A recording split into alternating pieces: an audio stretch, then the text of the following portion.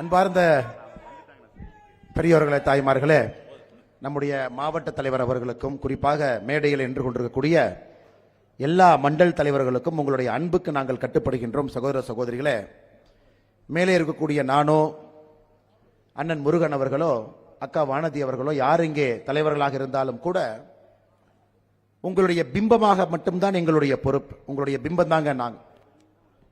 உழைப்பு எல்லாம் உங்களுடையது. கடினமான பணி எல்லாம் நீங்கள் செய்வது. அடிப்படையிலே ஆளும் கட்சியை எதிர்த்து அரசியல் செய்வதெல்லாம் நீங்கள்.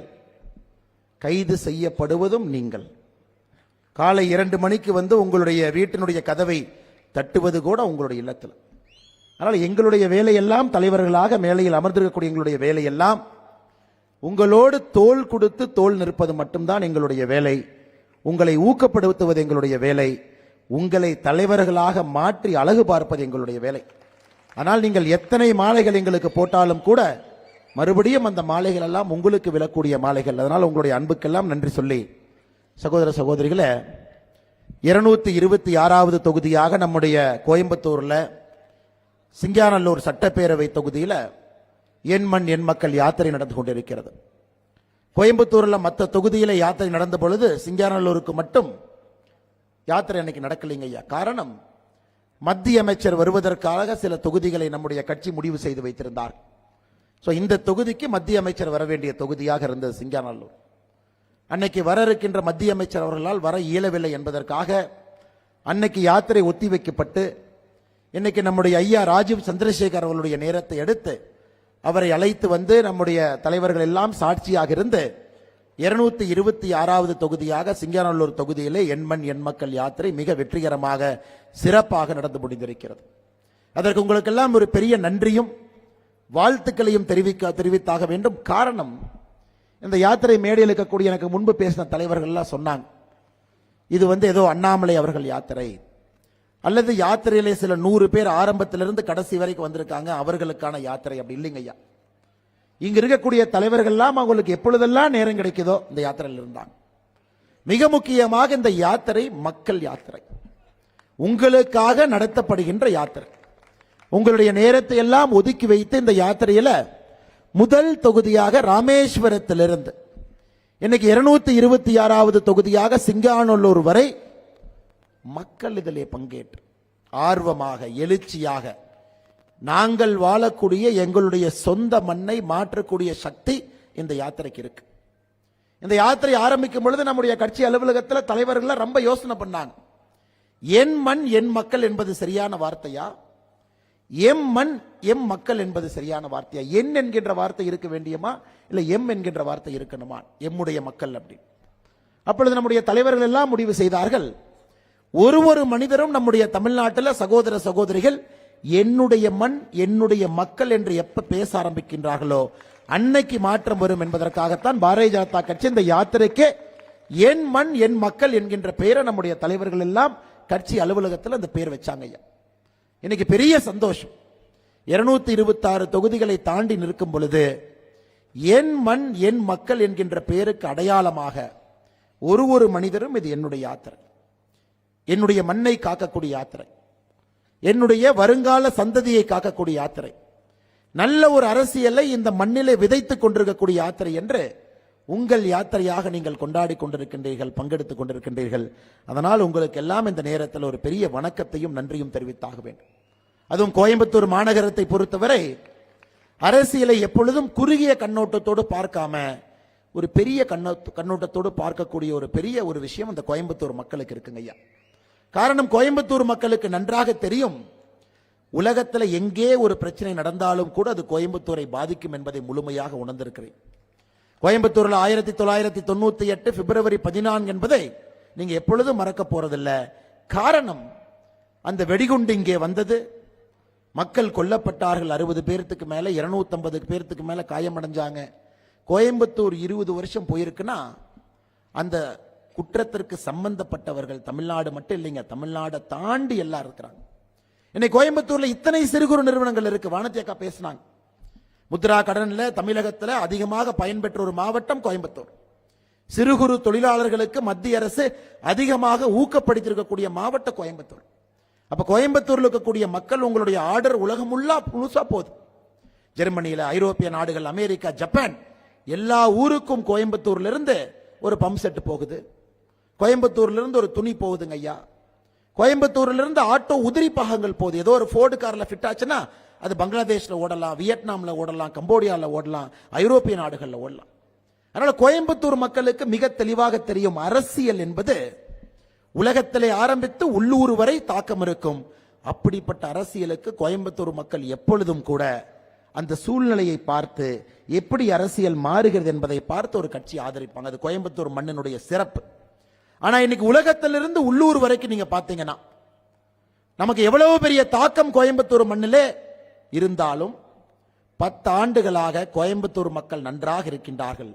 எந்த பிரச்சனையும் நமக்கு இல்லை என்றால் அதற்கு காரணமாக இருக்கக்கூடிய ஒரே ஒரு மனிதர் பாரத பிரதமர் நரேந்திர மோடி அவர்கள். 10 ஆண்டு கால ஆட்சி. எல்லாம் நீங்க திரும்பி பாருங்க. கோயம்புத்தூர் சாதாரண ஊர் இல்லைங்க. அந்த ஒரே மாவட்டத்தில் மட்டுமே 250ற்கு மேற்பட்ட கல்லூரிகள். அதனால்தான் கல்லூரிகளுடைய நகரம் என்று கோயம்புத்தூரை சொல்றோம். படித்தவர்கள், பண்பானவர்கள், ரொம்ப நாகரிகமான மக்கள், எப்பொழுதும் கூட அரசியலை தொலைநோக்கு பார்வையோடு பார்த்து வாக்களிக்கக்கூடியவர்கள். அதனால்தான் எங்களுக்கு எல்லாம் பெரிய நம்பிக்கை இருக்கு. தமிழகத்தினுடைய முதல் தாமரை 2024 கோயம்புத்தூரிலே மலரும் என்பதில் உறுதியாக இருக்கின்றோம். என் மண் என் மக்கள் யாத்திரையினுடைய நிறைவு விழா கூட நீங்க பாருங்க, கோயம்புத்தூர் பாராளுமன்றத்திற்கு உட்பட்ட பல்லடம் சட்டப்பேரவை தொகுதியில் 27ஆம் தேதி நடக்க இருக்கு. அதனால் எங்களுக்கு நிச்சயமா நம்பிக்கை இருக்கு. 27ஆம் தேதி அண்ணன் ஏபி முருகானந்தம் அவர்கள் சொன்னாங்க 15 லட்சம் பேர். இதுவரைக்கும் தமிழ்நாட்டில் எந்த அரசியல் கட்சியும் இதுபோல் ஒரு நிகழ்வை நடத்தியதில்லை.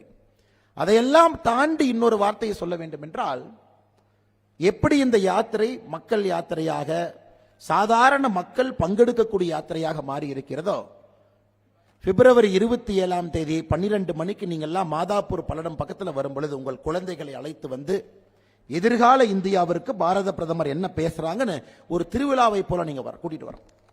வீட்டில் அப்பா அம்மா இருக்கிறாங்க, பெரியவங்க இருக்கிறாங்க, கூட்டிட்டு வரணும். அப்பா அம்மா, பெரியவங்க, சொந்தக்காரங்க எல்லாம் ஒரு விசேஷத்துக்கு, ஒரு திருவிழாவுக்கு, உங்க குலதெய்வம் கோயிலுக்கு, ஒரு கோயிலுக்கு போய் எப்படி சாமி கும்பிடுவீங்களோ, எப்படி மகிழ்ச்சியாக குதூகலமாக செல்வீர்களோ, அதுபோல் உங்களுடைய உறவினர் எல்லாம் அழைத்து இந்த யாத்திரையில பங்கெடுக்க வேண்டும். யாத்திரையினுடைய நிறைவு ரொம்ப சந்தோஷங்க ஐயா. பிரதமர் அவர்கள் வரப்போறாங்க. தமிழகத்தில் பிரதமர் அவர்கள் 2021க்கு பிறகு பேச போகின்ற முதல் அரசியல் பேச்சு அந்த மேடையில் இருக்கும். அதுவும் சந்தோஷம். அதையெல்லாம் தாண்டி கண்ணில் தெரியுங்க ஐயா, நமக்கு எல்லாம் தெரியுது, நம்மால் உணர முடிகிறது. அதை வார்த்தைகளால் சொல்ல முடியாதுங்க ஐயா, சில டைம் எழுத முடியாது, ஆனால் உணர முடியும். தமிழக அரசியல் மாற ஆரம்பிச்சிருச்சுங்க ஐயா. அந்த மாற்றத்தில் நின்று கொண்டிருக்கின்றோம். 1967 ஒரு மாற்றம். தேசிய கட்சி காங்கிரஸ் அகற்றப்பட்டு ஒரு திராவிட கட்சி திமுக ஆட்சிக்கு வந்தாங்க. இன்னைக்கு 2024 அந்த மாற்றம் நமக்கு தெரியுதுங்க ஐயா. அந்த உணர்வு நமக்கு தெரியுது. நம்ம எல்லோரும் கூட நம்மை சுற்றி உணர முடியும்.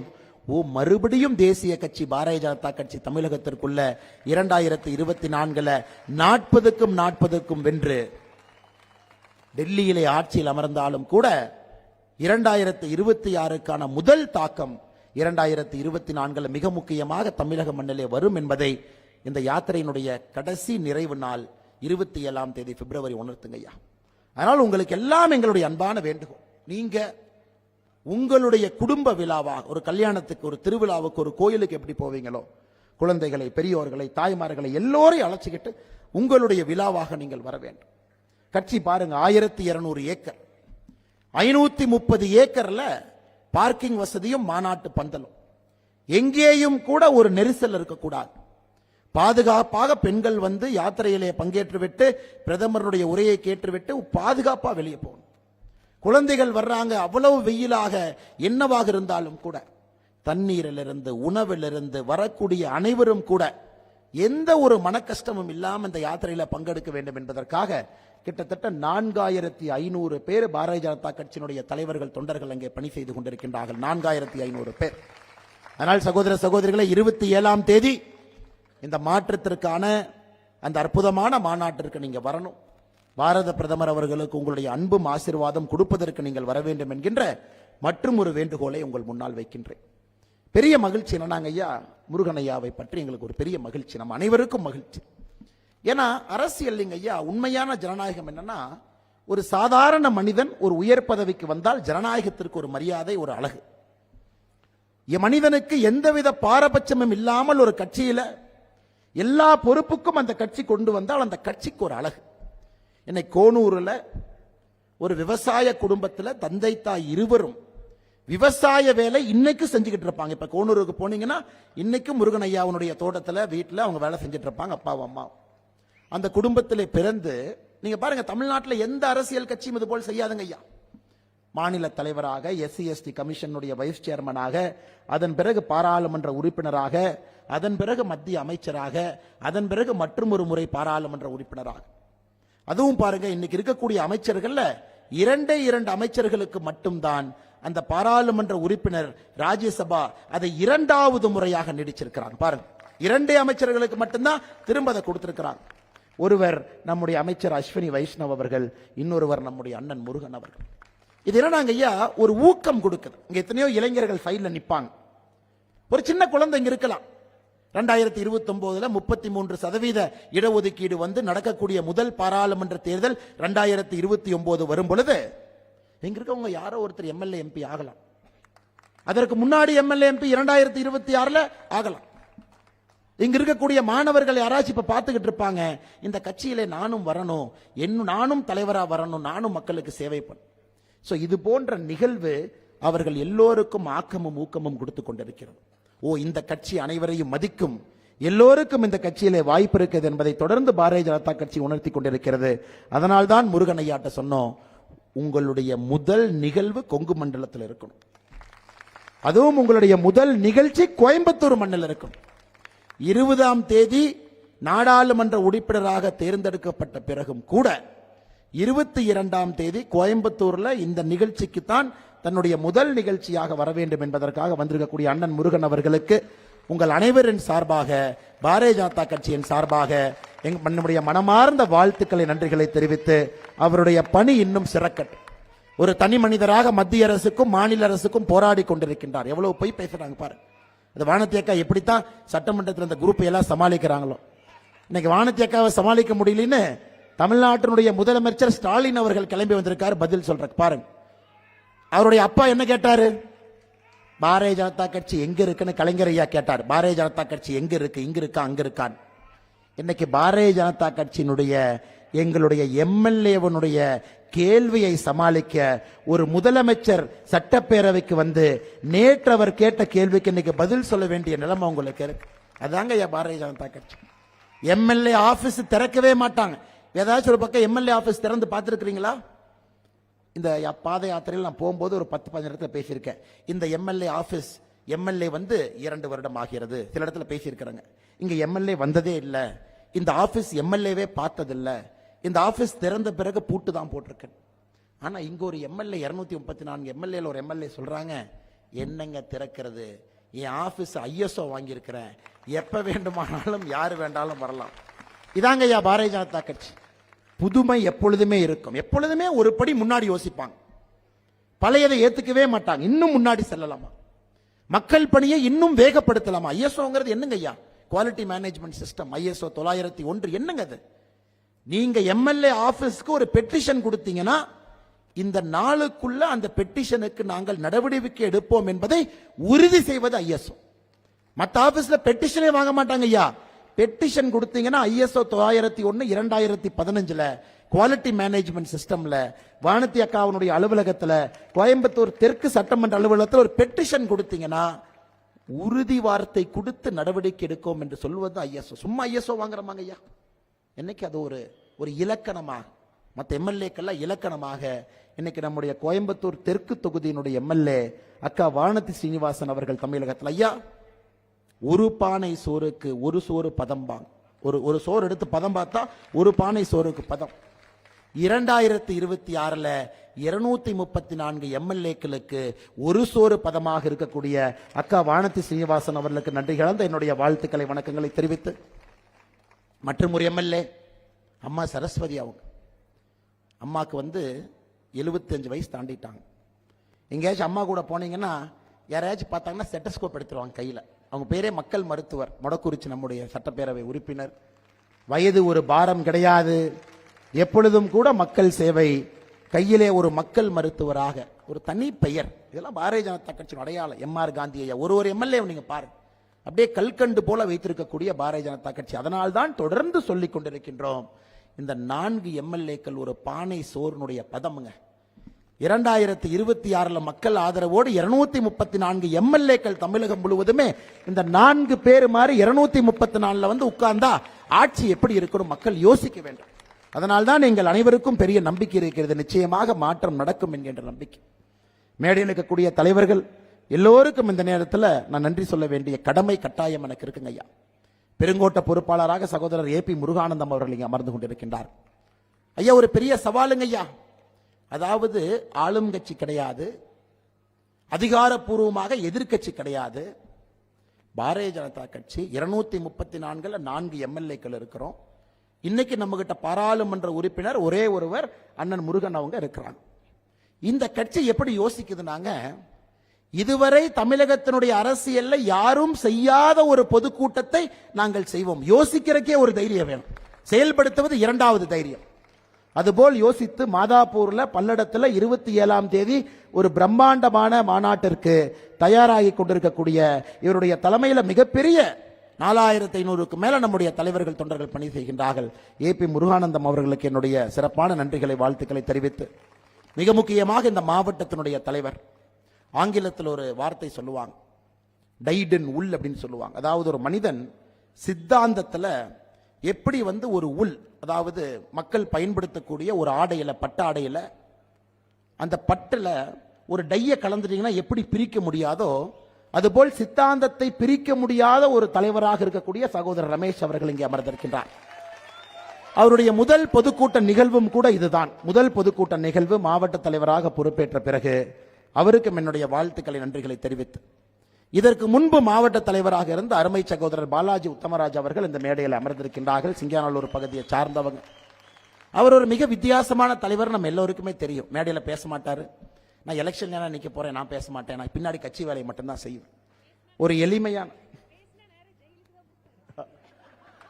எளிமையான தலைவராக இருந்து, தொண்டர்களுடைய தலைவராக இருந்து நிறைய பணியை செய்துவிட்டு, அவரே எனக்கு ஓய்வு வேண்டும் சிறிது காலம், என்னுடைய உடல்நிலைக்காக எனக்கு ஓய்வு வேண்டும் சிறிது காலம், மற்றவர்கள் ஓடட்டும், பின்னால் நான் ஓடுகின்றேன் என்று சொல்லி இன்னைக்கு இங்கு அமர்ந்திருக்கக்கூடிய பாலாஜி உத்தமராஜ் அண்ணனுக்கும் இந்த நேரத்தில் நன்றி கலந்த வாழ்த்துக்களை வணக்கங்களை தெரிவித்து, மேடையில் இருக்கக்கூடிய நம்முடைய எல்லா தலைவர்கள், மூத்த தலைவர்கள் இருக்கிறாங்க, மாநிலத்தினுடைய துணைத் தலைவர்கள் இங்க இருக்கிறாங்க, பேராசிரியர் கனக சபாபதி அண்ணன் இருக்கிறாங்க. அவர் உங்களுக்கு தெரியும், கோயம்புத்தூர் கோயம்புத்தூர் கோயம்புத்தூர் என்று அந்த மூச்சிலும் கோயம்புத்தூரை வைத்து பேசக்கூடிய தலைவர். அவருக்கு நன்றியை தெரிவித்து, நம்முடைய மாநில பொருளாளர் அரசியலிருந்து ஓய்வு பெறுவதாக என்கிட்ட சொன்னார். நான் மாநில தலைவராக பொறுப்பேற்கும் பொழுது இன்னைக்கு அந்த உண்மையை உங்கள்கிட்ட சொல்றேங்க.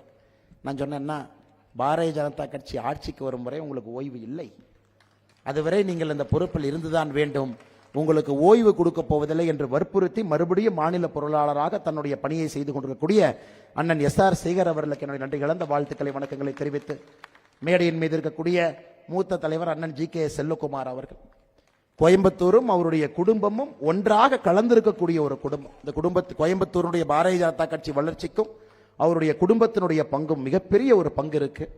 எனக்கு இளைஞர்களுடைய மேம்பாட்டிற்காக தொடர்ந்து பயிற்சிகள் நடத்தி கொடுக்கக்கூடிய அண்ணன் ஜி.கே. செல்லகுமார் அவர்கள் வேறு வேறு பொறுப்பில் பொதுச் செயலராக, துணைத் தலைவராக எல்லா பொறுப்பில் இருந்திருக்கிறாங்க. அண்ணனுக்கு நன்றி கலந்த வாழ்த்துக்களை வணக்கங்களை இந்த நேரத்தில் நான் தெரிவித்துக் கொள்கின்றேன். அண்ணன் அர்ஜுன் சம்பத் அவர்களுக்கு அறிமுகம் தேவையில்லைங்க. இந்து மக்களுடைய குரலாக தமிழகம் முழுவதுமே இந்த யாத்திரை எனக்கு தெரிந்து 50 தொகுதிக்கு மேல வந்திருக்கிறாங்க. 50 தொகுதிக்கு மேல எல்லா இடத்திலும் வந்திருக்கின்றார். அவருக்கு ஒரு பெரிய வெறி, திராவிட முன்னேற்ற கழகத்தை வேரோடு சாய்க்க வேண்டும் என்கின்ற பெரிய வெறியோடு ஒரு தலைவராக, இந்து மக்கள் கட்சியினுடைய அற்புதமான தலைவராக தொண்டர்களோடு இந்த நிகழ்ச்சியில பங்கேற்றுக் கொண்டிருக்கின்றார்கள். மாநில பொறுப்பாளர்கள் வந்திருக்கின்றார்கள். எல்லோருக்கும் நன்றி கலந்த வாழ்த்துக்களை வணக்கங்களை தெரிவித்துக் கொள்கின்றேன். தமிழ் மாநில காங்கிரசினுடைய தலைவர்கள் நம்ம மேடையில் இருக்கிறாங்க. ஐயா செல்வராஜ் அண்ணன், வி வாசன் அண்ணன் 2 பேரும் ஆதரவு தெரிவித்து நம்மோடு இந்த யாத்திரை நடந்து வந்திருக்கின்றார்கள். இருவருக்கும் எங்களுடைய அன்பு நன்றிகளை இந்த நேரத்தில் தெரிவித்துக் கொள்கின்றோம். அதே போல மேடையில் இருக்கக்கூடிய அண்ணன் எல்லா பொதுச் செயலாளர்கள், யாத்திரையினுடைய பொறுப்பாளர் நரேந்திரன் அவர்கள், இணை பொறுப்பாளர் அமர் பிரசாத் ரெட்டி அவர்கள், மிக முக்கியமாக அண்ணன் சேலஞ்சர் துரை அவர்கள். பாருங்க, கட்சியில் இணையும் போது என்ன சொல்லி இணைஞ்சாரு தெரியுங்களா? அண்ணன் சேலஞ்சத்துறை அவர்கள் கோயம்புத்தூர் தெற்கு தொகுதியினுடைய முன்னாள் சட்டமன்ற உறுப்பினர். அதுக்கு தான் ஒரு பேரை கடைசியாக வச்சிருந்தாங்க. கட்சியில் இணையும் பொழுது மற்ற கட்சியெல்லாம் பார்த்தீங்கன்னா குதிரை பேரை நடக்கும். நம்ம கட்சியில் இணைகிறீங்க, என்ன வேணும் என்ன வேணும் உங்களுக்கு அப்படின்னு. ஆனால் இவர் ஒரு என்ன இணைஞ்சாருன்னா, எல்லா கட்சியும் பார்த்துட்டங்க, இது பாரதிய ஜனதா கட்சியினுடைய காலம் என்பது முழுமையாக உணர்ந்திருக்கின்றேன். அதில் என்னுடைய பங்களிப்பும் இங்கே இருக்க வேண்டும். எனக்கு எந்த பொறுப்பும் கொடுக்காதீங்க, எதுவும் வேண்டாம். பாரதிய ஜனதா கட்சியை ஆட்சியில் அமர்த்துவது மட்டுமே என்னுடைய ஒரே குறிக்கோளாக, அரசியலிருந்து ஓய்வு பெறுவதற்கு. உங்களுக்கு தெரியும், சில நாட்களுக்கு முன்பு உடல்நிலை சரியில்லாமல் இருந்த பொழுது ஓய்வெடுக்க வேண்டும் என்று நண்பர்கள் வற்புறுத்திய பொழுது கூட எனக்கு எதுவும் வேண்டாங்க என்று கட்சியினுடைய வளர்ச்சிக்காக ஒரு மனிதன் வந்திருக்கின்றார் என்றால் நிச்சயமாக சிறந்தார்ந்து அவளுக்கு நான் என்னுடைய வணக்கத்தை, வாழ்த்துக்களை, நன்றிகளை தெரிவித்துக் கொள்கின்றேன். அதுவும் இந்த நிகழ்ச்சி உங்களுடைய முதல் பொதுக்கூட்ட நிகழ்ச்சியா இருக்கு. ரொம்ப சந்தோஷங்க ஐயா. மேடையில் இருக்கக்கூடிய எல்லா தலைவர்களுக்கும் சின்ராஜ் ஐயா அறிமுகமே தேவையில்லாத நம்முடைய சின்ராஜ் ஐயா கண்ணியம், கடமை, ஒழுக்கம் இந்த மூன்றுக்கும் அரசியல்ல எம்எல்ஏவாக இருந்த பொழுதும் சரி, ஓய்வு பெற்ற பிறகும் சரி, ஒரு தொண்டனாக இலக்கணமாக இருக்கக்கூடிய ஐயா சின்ராஜ் அவர்கள் மேடையில் அமர்ந்திருக்கின்றார்கள். அவரையும் ஒரே நேரத்தில் ஒரே நிமிஷம் ஐயாவை எதிர்க்க சொல்றேன். உங்களுடைய வணக்கத்தை எல்லாம் ஒரு கைத்தட்டல் மூலமாக நீங்கள் ஐயாவுக்கு தெரிவிக்க வேண்டும் என்று மேடையில் இருக்கக்கூடிய அண்ணே. ஒன்றும் இல்லை, கண்ணு கொஞ்சம் மங்கி போச்சுங்க ஐயா, அந்த யாத்திரையில் நிறைய லைட்டை பார்த்து பார்த்து. அதனால தான் சின்ராஜ் ஐயா முகமே எனக்கு தெரியவில்லை, தவறாக நீங்கள் நினைக்கக்கூடாது, உண்மையாலுமே கண்ணு தெரியலைங்க ஐயா. அதனால் அவருக்கும் என்னுடைய நன்றி கலந்த வாழ்த்துக்களை, வணக்கங்களை தெரிவித்துக் கொள்கின்றேன். சகோதர சகோதரிகளே, ஒரு கடுமையான யாத்திரைங்க, கடுமையான யாத்திரை, இது சாதாரண யாத்திரை இல்லைங்க. நிறைய பிரச்சனைகள் இந்த யாத்திரை ஆரம்பத்திலிருந்து கடைசி வரை நடத்திய சகோதர சகோதரிகளுக்கு. இந்த யாத்திரையிலே சில நண்பர்கள் இருக்கின்றார்கள். குழந்தை பிறந்து 3வது நாள் இந்த யாத்திரையில ஒருத்தர் டிரைவரா ஓட்டிட்டு இருக்கார். கிட்டத்தட்ட பாத்தீங்கன்னா 226 தொகுதி வந்திருக்காங்க. யாத்திரையில இருந்தவர்கள் வேறு வேறு காரணத்திற்காக கைது செய்யப்பட்டிருக்கின்றார்கள். இந்த யாத்திரையில ஆரம்பத்திலிருந்து கடைசி வரை வாகனம் யார் ஓட்டுறாங்களோ, ஒரு 10 வண்டி 12 வண்டி யார் ஓட்டுறாங்களோ ஐயா, 30,000 கிலோமீட்டர் தாண்டி ஓட்டிட்டு இருக்காங்க இன்னைக்கு. குறிப்பாக ஒருவர் பைக் ஓட்டிட்டு வருவார், திருப்பூர்காரர் பாத்தீங்கன்னா பைக்ல 30,000 கிலோமீட்டர் தாண்டி இருக்காரு. பைக்குக்கு பெட்ரோல் காசு கூட வாங்க மாட்டார். இது போல் எல்லா உணர்வு பூர்வமான தொண்டர்கள் இந்த யாத்திரையை நடத்தி நிறைவு பகுதியில் வந்து நிக்கிறோங்க ஐயா. நிறைவு பகுதியில் நிக்கிறோம், ஒரு பெரிய படையோடு, ஒரு சேனையோடு. இப்பொழுது இதை உடைக்க முடியவில்லை என்றால் எப்பொழுதும் உடைக்க முடியாது என்கின்ற மனநிலையோடு ஒரு பெரிய படையோடு நின்று கொண்டிருக்கின்றோம் ஐயா. நம்ம முன்னாடி இருக்கக்கூடிய படையெல்லாம் இதெல்லாம் காசு கொடுத்த படையெல்லாம் இல்லைங்க ஐயா, தானா சேர்ந்த படை எல்லாம் நிக்கிறாங்க. ஒருவருக்கு ஒருவர் கோபம், ஆதங்கம். இத்தனை காலமாக 40 ஆண்டுகளாக பாரதிய ஜனதா கட்சியிலே உழைத்திருப்பவர்கள் மேடையில் இருக்கிறாங்க, மேடை கீழே இருக்கிறாங்க, தொண்டர்கள் இருக்கிறீங்க, இளையவர்கள். புதிய இந்தியாவிற்கு என்னுடைய கனவுக்கும் திமுக ஆட்சிக்கும் எந்த சம்பந்தம் இல்லைன்னா நான் உங்களோட வர்றேன். பெண்கள் கை குழந்தையோடு, அண்ணா இந்த குழந்தை வளரும் பொழுது ஒரு வளர்ந்த நாட்டிலே இருக்க வேண்டும், அதற்காக நான் உங்க பின்னாடி வர்றவங்க, அந்த கட்சி பின்னாடி. தாய்மார்கள், கண் முன்னாடி நடக்கிற அநியாயத்தினால பார்க்க முடியல தம்பி. ரோட்ல நடந்து போனா கஞ்சா விற்கிறாங்க, அங்கு நடந்து போனா டாஸ்மார்க்ல மக்கள் குடிச்சுக்கிட்டு நிக்கிறாங்க. இதெல்லாம் மாத்தணும் தம்பி. சகோதரிகள், தாய்மார்கள், வயதானவர்கள் அவங்க பின்னாடி நிக்கிறாங்க. இளைஞர் பெருமக்கள் பட்டாளமாக, அண்ணா அக்கா படிச்சதுக்கு வேலை இல்லை, செய்யற வேலைக்கு காசு பத்தல, மோடி ஐயாவுடைய ஆட்சி தமிழ்நாட்டிலே வரணும், திரும்ப மோடி ஐயா அதற்கு டெல்லியில வரணும், நானும் உங்க கூட வர்றேன். இப்படிப்பட்ட ஒரு பெரிய படையாக, மக்கள் சேனையாக அணிவகுத்து நின்று கொண்டிருக்கின்றார். அதனால தாங்க ஐயா உறுதியாக நாம் சொல்லிக் கொண்டிருக்கின்றோம், 2024 நம்முடைய காலம். இதை மோடி அவர்கள் ஹிந்தியில் அருமையா சொல்றாங்க, இது சரியான நேரம், இது நம்முடைய நேரம் அப்படிங்கிறார். 2024 தேர்தலில் மோடி அவர்கள் சொல்றாங்க, இது சஹி சமயக ஈ சமயங்கிறார். இது சரியான நேரம், இந்த நேரம் நம்முடைய நேரம். இந்த வாய்ப்பை நாம் தவறவிடக் கூடாது சகோதர சகோதரிகள். இதை தவறவிட்டோம்னா ஒரு சரித்திர பிழையை நாம செய்யறோம். எனக்கு எல்லா கட்சிகளும் கங்கணம் கட்டி கொண்டு நிற்கிறாங்க. ஒரு கட்சி தலைவர் என்னை பார்த்து, அண்ணாமலை பாருங்க பூச்சாண்டி மாயாண்டி மாதிரி இருக்காரு அப்படிங்கிறார். தாடியெல்லாம் வளர்த்துக்கிட்டு அவரை பாருங்க பூச்சாண்டி மாயாண்டி மாதிரி எங்கேயோ சுத்திக்கிட்டு இருக்காரு. நான் இது இவங்கெல்லாம் சொல்றாங்கன்னா நான் பார்த்து பெருமைப்படுறேங்க. இன்னொரு தலைவர் சொல்றார், லேகிய விற்கிற மாதிரி ஊரெல்லாம் சுத்திக்கிட்டு இருக்காரு. நான் மரியாதைக்காக அந்த தலைவருடைய பேரெல்லாம் இங்க சொல்ல விரும்பலைங்க. லேகிய வைக்கிற மாதிரி ஊரெல்லாம் சுத்துறார். ஐயா, நமக்கு தெரியும் இந்த பூச்சாண்டிங்கிறது உங்களுக்கு தெரியும். திருநூறு பூசக்கூடிய ஆண்டி அவர் தான் பூச்சாண்டி. மற்ற கட்சிகளை போல திருநூறை அழித்துவிட்டு ஓட்டுக்காக செல்லக்கூடியவர்கள் பாரதிய ஜனதா கட்சி அல்ல. திருநூறு பூசிவிட்டு ஆண்டியாக ஆண்டி கோலத்தோடு இந்த யாத்திரை நடத்தி கொண்டிருக்கின்றோம். அதற்காக நீங்கள் பூச்சாண்டி என்று சொன்னால் பெருமையாக அந்த பட்டத்தை எடுத்துக் கொள்கின்றோம். மாயாண்டி தென் தமிழக மக்களுடைய குல தெய்வம், காவல் தெய்வம். இன்னைக்கு தென் தமிழக மக்கள் மட்டுமல்ல, தமிழக மக்களுடைய குலதெய்வம், காவல் தெய்வமாக பாரத பிரதமர் நரேந்திர மோடி அவர்கள் இருக்கின்றார்கள். அந்த கட்சியினுடைய ஒரு தொண்டனாக மாயாண்டி என்று சொன்னால் அதையும் நாங்கள் எல்லாம் பெருமையா எடுத்துக்கிறோம். லேகிய விற்கிற மாதிரி ஊரெல்லாம் சுத்துறாங்க. ஆமாங்க, 27ஆம் தேதி பெரிய பாட்டில் லேகியம் விற்க போறோம். தமிழ்நாட்டிற்கு பிடித்திருக்கக்கூடிய பீடைக்கெல்லாம் அந்த லேகியம் தான் மருந்து. ஊழலாட்சிக்கு அன்னைக்கு 27ஆம் தேதி லேகிய மருந்து இருக்கு. குடும்ப ஆட்சிக்கு 27ஆம் தேதி லேகிய மருந்து இருக்குங்க. வளர்ச்சியே இல்லாம வானத்தேக்க ரொம்ப அருமையா சொன்னாங்க. பொய்யா பேசி பேசி ஒரு பட்ஜெட். பொய் பேசுறதுக்கு எதுக்கு பட்ஜெட்? ஒரு படத்துல பாத்தீங்கன்னா இந்த விவேக் பாத்தீங்கன்னா இந்த வெயிட் லிப்டர் மாதிரி பொம்மையை வச்சிருப்பார். அந்த பாட்டி வருவாங்க, நம்ம பாட்டி, தூ இதைத்தான் நீ வெயிட் லிஃப்ட் பண்ணியான்னு. இன்னைக்கு மக்கள் கேட்கிறாங்க, இதுக்கு தான் நீ பட்ஜெட் போட்டையான்னு. மத்திய அரசனுடைய திட்டத்திற்கெல்லாம் ஒரு பெயர் வைப்பதற்காக ஒரு பட்ஜெட் பாருங்க. அது எப்படித்தான் நம்முடைய 4 எம்எல்ஏக்கள் உள்ள இருந்து அவங்களுக்கு காது இருக்கல, எவ்வளவு நேரம் கேட்பாங்க. அவர்கள் பொங்கி எழுந்து பதில் சொல்லிட்டு வந்திருக்கிறாங்க. அதுக்கு மறுபடியும் இன்னைக்கு போய் சொல்றாங்க. பிரதம மந்திரியினுடைய வீடு கட்டும் திட்டம், இவங்க வைக்கிற பெயர் கலைஞரின் கனவு இல்லம். பிரதமரின் கிராம சாலை திட்டம், இவர்கள் வைக்கிற பெயர் முதலமைச்சரின் கிராம சாலை திட்டம். ஜல் ஜீவன் திட்டம், இவர்கள் வைக்கிற பெயர் குழாய் மூலம் குடிநீர் திட்டம். போஷன் திட்டம், இது வானத்தியக்கா ஊர் ஊரா போய் மகளிர் அணி அகில இந்திய தலைவராக ராஜஸ்தான்ல இருந்து நாகாலாந்துல இருந்து ஊட்டச்சத்துக்காக போஷன் திட்டத்தை மகளிர் அணி செய்து கொண்டிருக்கின்றார்கள். அதுக்கு ஒரு நல்ல பேர் வச்சிருக்காங்க பாருங்க, ஊட்டச்சத்தை உறுதி செய் திட்டமா. சஹி நிவாஸ், நகரத்திலே பணி செய்யக்கூடிய நம்முடைய தாய்மார்கள் தோழிகளுக்காக விடுதிகளை மோடியை ஆரம்பிச்சிருக்கிறாங்க. தமிழ்நாட்டில் 20 விடுதிகள் நடத்தி கொண்டிருக்கின்றோம். மத்திய அரசு பேரு சஹி நிவாஸ்.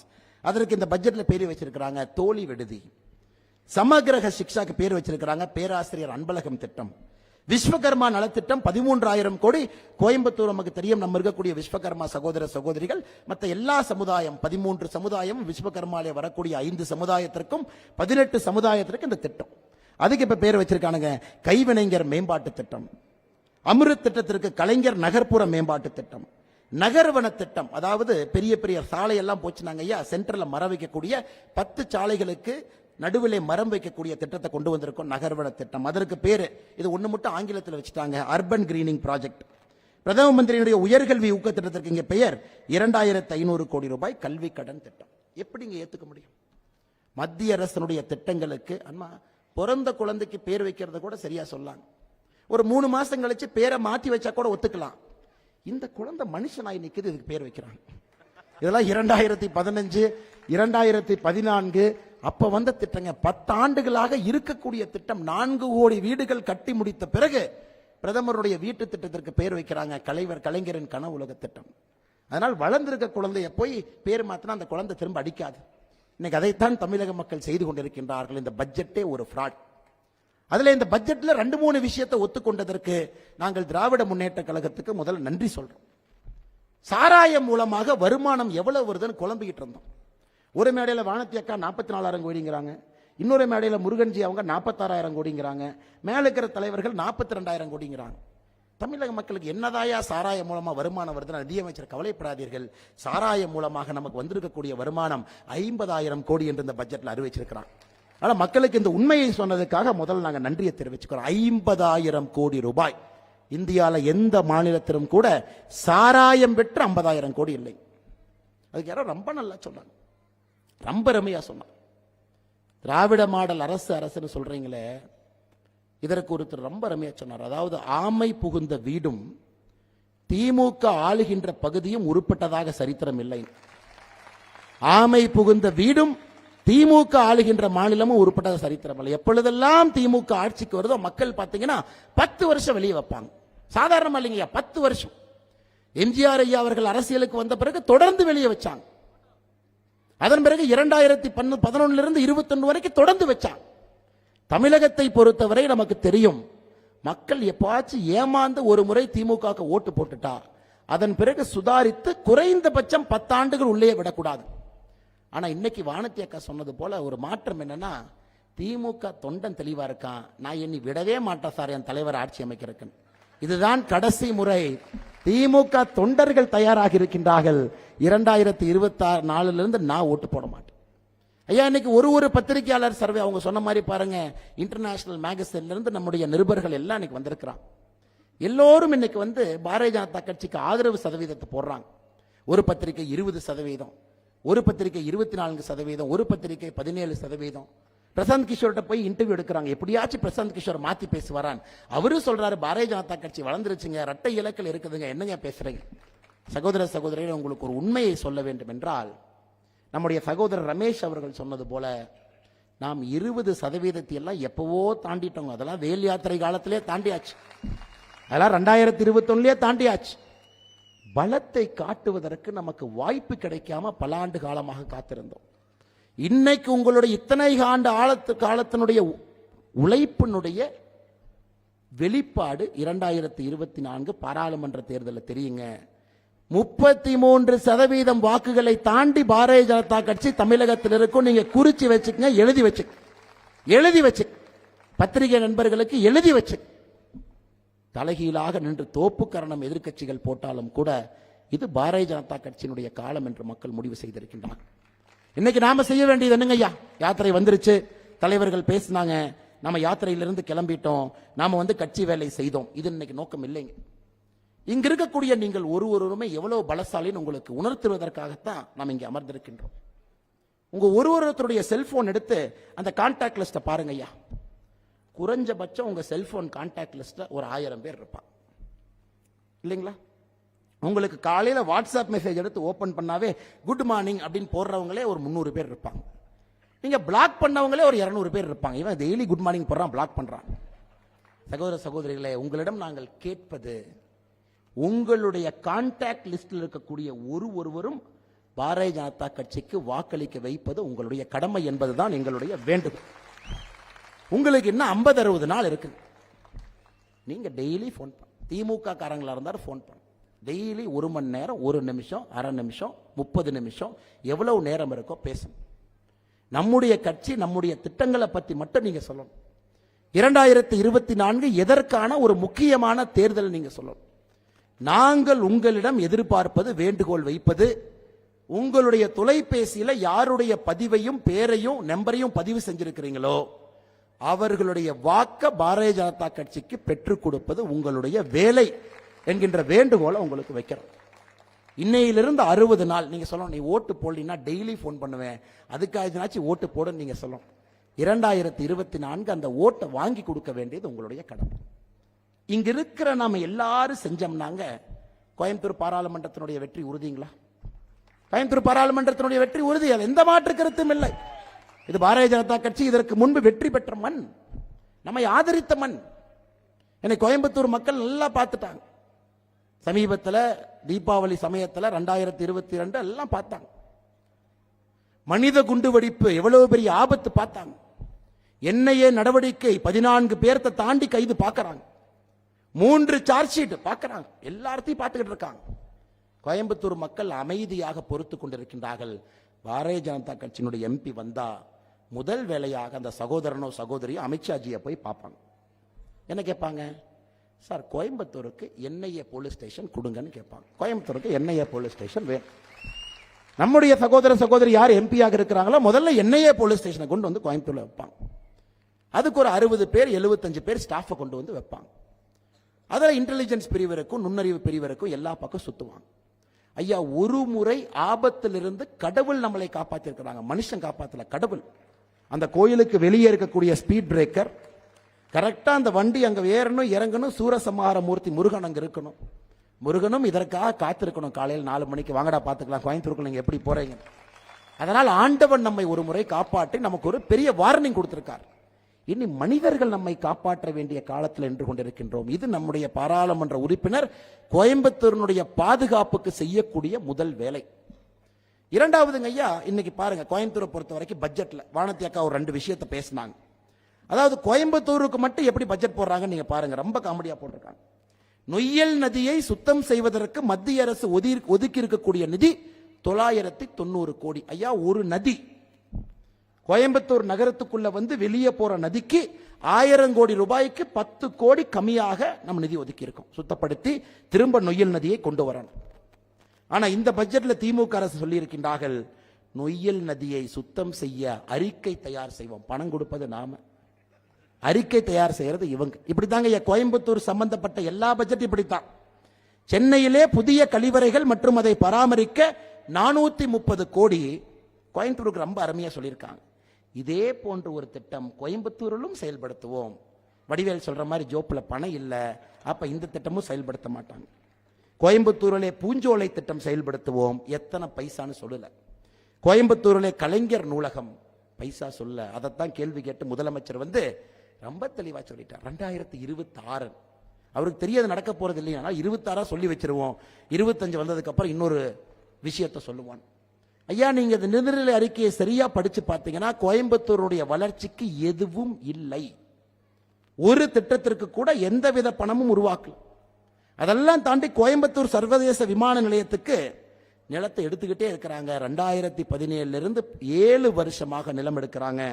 போன ஆண்டு நிலங்களை கையகப்படுத்துவதற்காக 136 கோடி ரூபாய் கொடுத்து 64 கோடி ரூபாய் செலவு பண்ணியிருக்காங்க. இவ்வளவு பெரிய ஒரு நகரத்திற்கு இன்டர்நேஷனல் கனெக்ஷன் இல்லை என்பது வெட்க கேடுங்க ஐயா, அது தவறு. ஒரு குளோபல் சிட்டிங்க ஐயா கோயம்புத்தூர், சாதாரண நகரம் இல்ல, குளோபல் சிட்டி.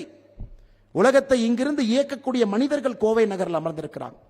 மிடில் ஈஸ்டுக்கு, அமெரிக்காவுக்கு, யூரோப்புக்கு ஒரு கோட் ஷேர் பிளைட் இல்ல, அதற்கான எக்ஸ்பான்ஷன் நடக்கல. அப்படிங்கிறது கோயம்புத்தூர் மக்கள் ஏற்றுக்கொள்ளவே கூடாது.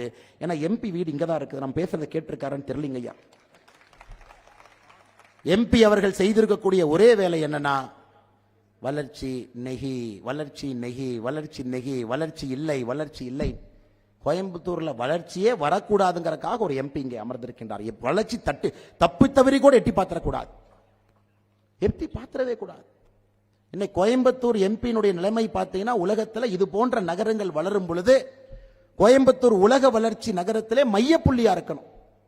ஆனா இங்க இருக்கக்கூடிய பாராளுமன்ற உறுப்பினர் வளர்ச்சிக்கு எதிரியாக இருப்பதனால கரூருக்கு கோயம்புத்தூருக்கு 7,800 ரூபாய்க்கு ஒரு நேஷனல் ஹைவே ப்ராஜெக்ட் எத்தனை நாளா கேட்டிருக்கிறோங்க ஐயா, 8 லேன் ப்ராஜெக்ட்.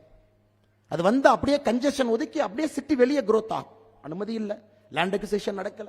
மத்திய அரசு எத்தனை முறை வானதி அக்கா அவர்களோ முருகன் ஐயாவோ போய் எத்தனை முறை நிதின் கட்கரி அவங்கள பார்த்து எத்தனை பெட்டிஷன் ஐயா கொடுக்கிறது. அங்கிருந்து பெட்டிஷன் இங்க வந்தா எதுவும் வேலையும் செய்வது கிடையாது.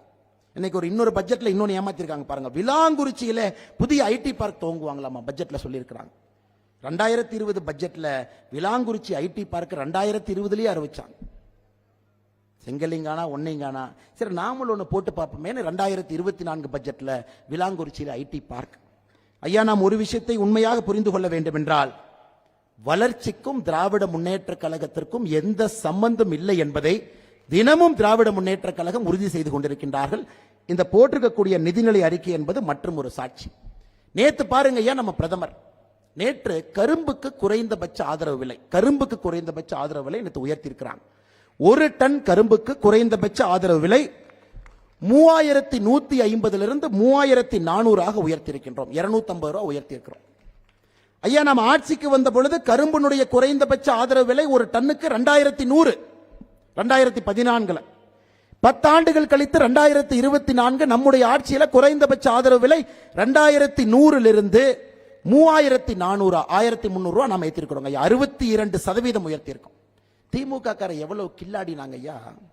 தேர்தல் அறிக்கை 2021 எழுதியிருக்கா, நாங்கள் ஆட்சிக்கு வந்தால் கரும்பினுடைய குறைந்தபட்ச விலை ஒரு டன்னுக்கு 4000 ரூபாய் உயர்த்துவோம். அவங்களுக்கு தெரியும் எப்படி இருந்தாலும் பிஜேபி கார உயர்த்திடுவான், எப்படி இருந்தாலும் பிஜேபி கார 2100 தூக்கிட்டு வந்து 3400 மோடி ஐயா நிறுத்தி இருக்காரு. 4000 2 வருஷம் நிறுத்தினதுக்கு அப்புறம் திமுக கார வந்து கரெக்டா ஸ்டிக்கர் ஒட்டுவான். சொன்னதெல்லாம் செஞ்சோம்ல.